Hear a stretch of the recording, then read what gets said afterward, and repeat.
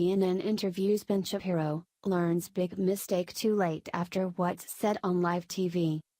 A shocking exchange is going viral after CNN host Brian Stelter invited Ben Shapiro to take part in an interview. Too bad for the liberal network, they would only learn just how big of a mistake they had made once it was too late, and that was after what was said on live television. CNN isn't having a good time these days. Not only are their ratings in the toilet, but they seem to be failing on almost every front. CNN isn't acting as a news organization anymore. Instead, they're operating as a leftist propaganda network, and their mission is simple: brainwash as many gullible people as they can.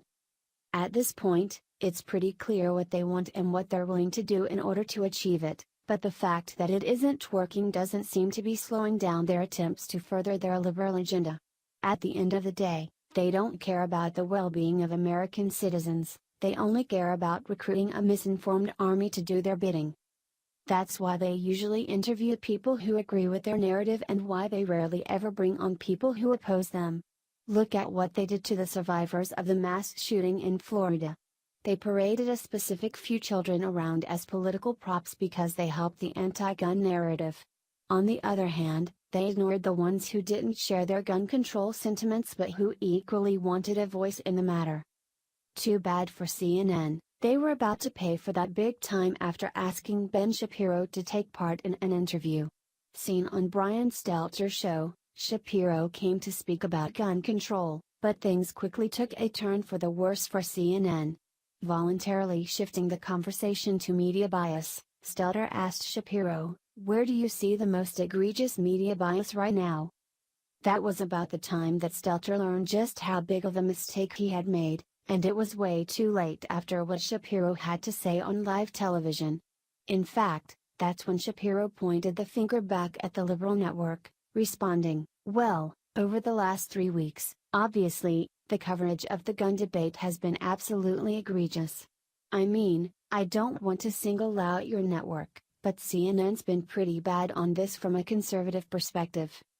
As reported by the Daily Caller, Shapiro continued, "The idea that when there's a mass shooting, that the media feel the necessity to put on TV not only survivors but specific survivors, that there's a certain subset of survivors who make it on TV a lot, and there are certain other survivors who don't, and that they decide to single out certain events, and not other events, in order to make a particular case, or they allow certain people to go on TV and suggest that folks like Dana Loesch or people at the NRA are evil, don't care, they're terrorists, and there's no pushback from the anchors."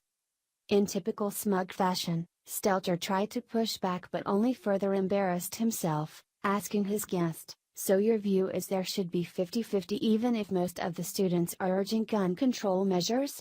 Of course, all he did was further expose the network's bias, and Shapiro was about to reveal that to viewers.